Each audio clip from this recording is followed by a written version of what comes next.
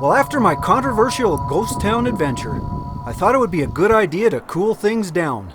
Maybe even go underground for a while. And what better place than the Lewis and Clark Caverns? About 1.5 hours from Helena, Montana, Lewis and Clark Caverns State Park is a great place to escape a hot summer's day. For a reasonable fee, you can join a tour and head up a trail. You get a great view of the valley below.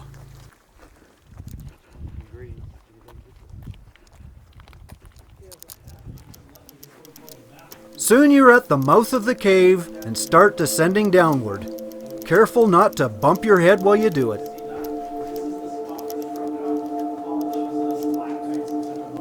And what would a cave be without bats?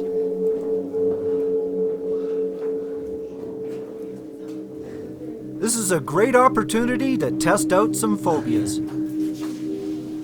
Like how about a fear of confined spaces, as you're forced to slide down a very narrow channel.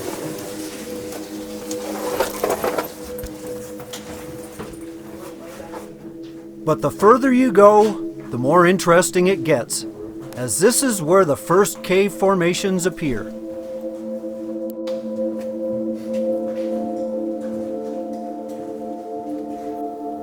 It's truly amazing what water does to limestone over time.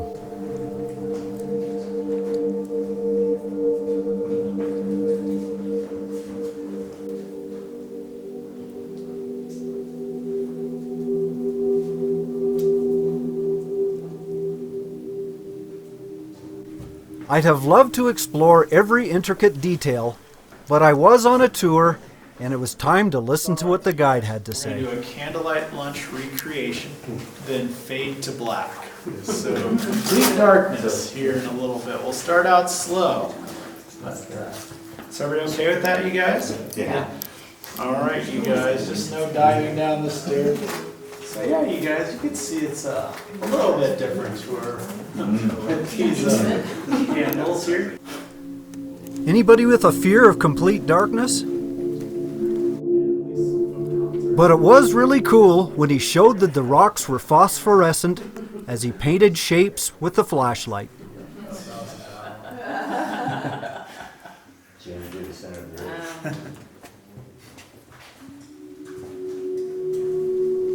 These bizarre shapes were called donkey ears. Although the group started heading up, it was actually to the most spectacular part.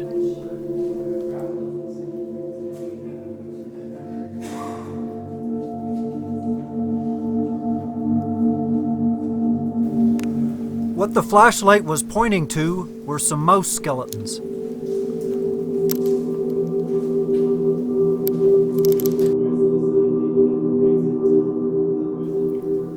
The massive cavern had the best stalactites and stalagmites and great lighting to accent the effect.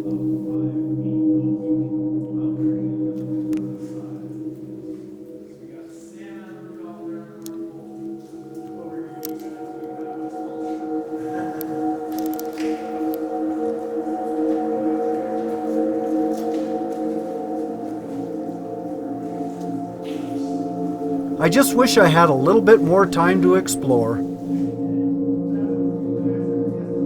But a 2-hour tour is more than enough for most, and through a man-made tunnel, you exit to a spot much lower than when you came in,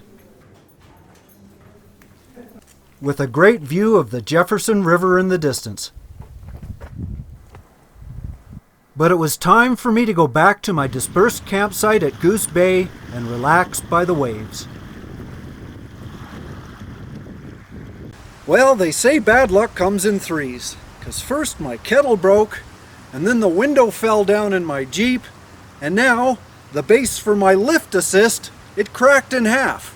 Not that it wasn't expected, it's supposed to crack in half if I use too much force, and I was going up and down sort of testing things, and sure enough, it snapped. But I went to the Family Dollar, and for $2.50 I made myself a new one. So hopefully that's gonna work. Goes like that. And like that. Should be good. But the roof's up. I'll try it tomorrow. With the moon rising over the hills, it brought out a new issue I didn't expect. Midges. They snuck through the sides and gathered at my light, and all I could use was duct tape to catch a few.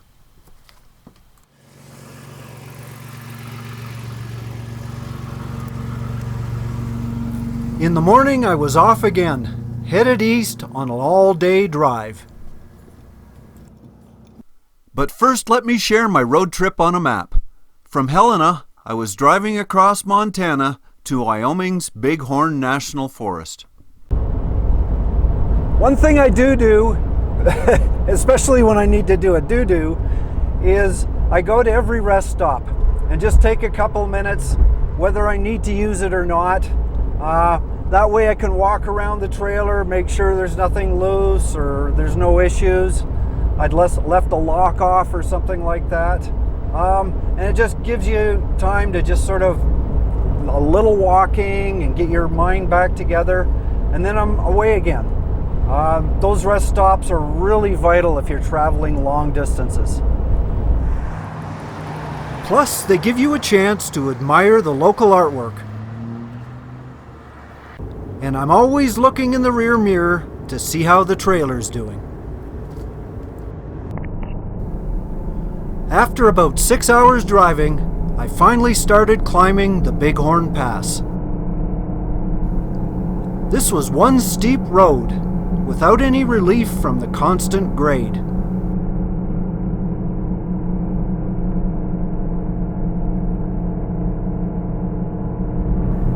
After a few miles, something just didn't feel right, so I turned off near the summit.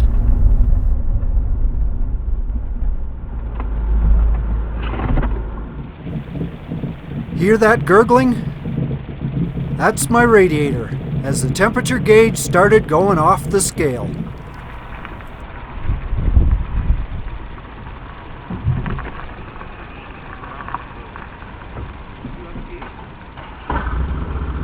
So I'm at the Bighorn Summit on Highway 14, and my engine overheated. Anybody who says they can pull an Aliner with a 4-cylinder, they've never been here. Because I've got a 6, and it wasn't going to make it without a little bit of heat.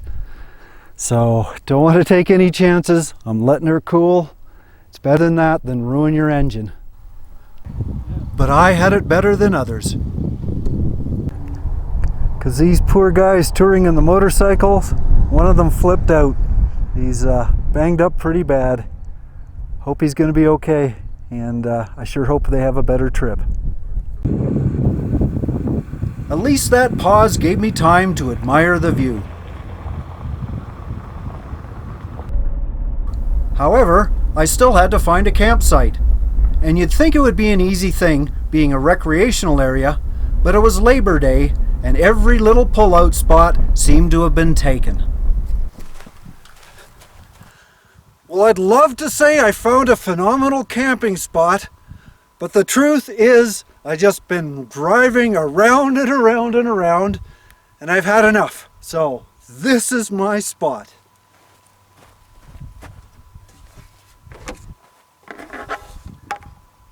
But at least I get to try out the brand new base for my lift assist.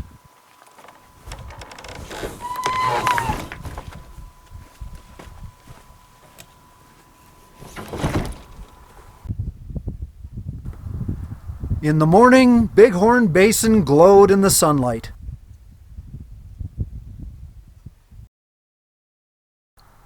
It was a great backdrop for my trailer before making my exit from Bighorn National Forest. Next stop, Thermopolis, Wyoming.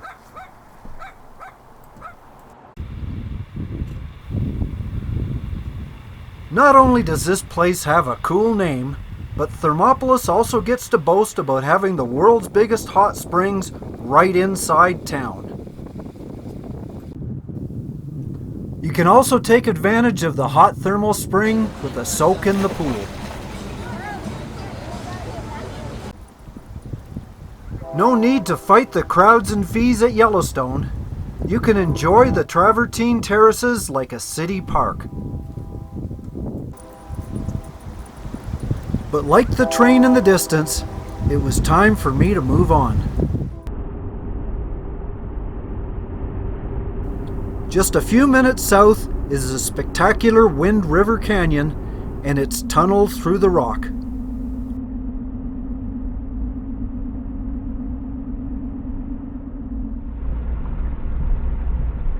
Just past the canyon was where I found my camping spot.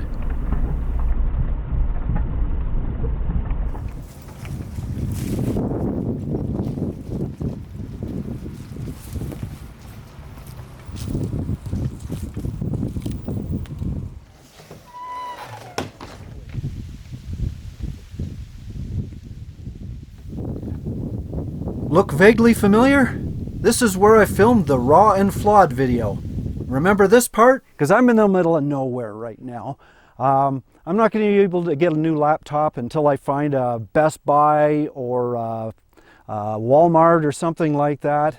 So I'm going to have to make do, and that's why I'm doing this. So here's what happened next. So here I am in the Walmart parking lot in Riverton, Wyoming, and I just bought a Hewlett-Packard laptop because my Dell was an antique, and I'm just trying it out right here at the store, just seeing if I can get it to work. I'm installing my editing software. Seems to be going fine. Hopefully I'll be up and running and I can edit videos again. Yay! Seems to be going fine. Hopefully I'll be up and running and I can edit videos again. Yay! Yay! It does work. So now I'm back in biz. I can do my editing. And the other thing, I got a great deal on this laptop. I think it's because somebody messed up. Instead of an HP, I got a DY. Probably stands for Dumb Yahoo.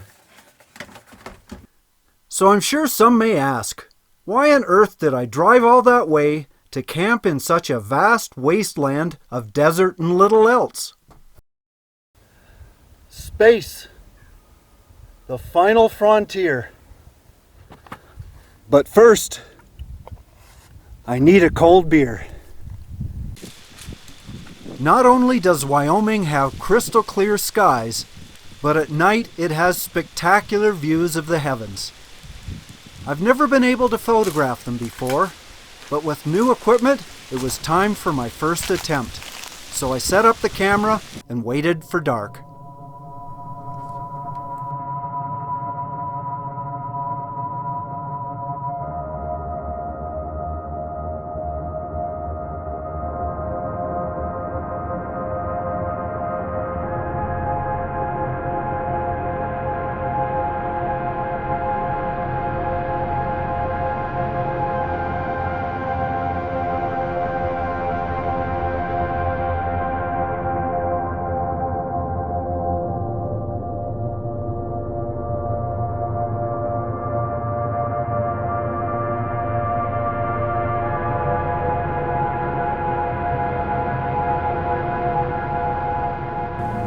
I know it was brief, but I'm sure you'll see more in the future.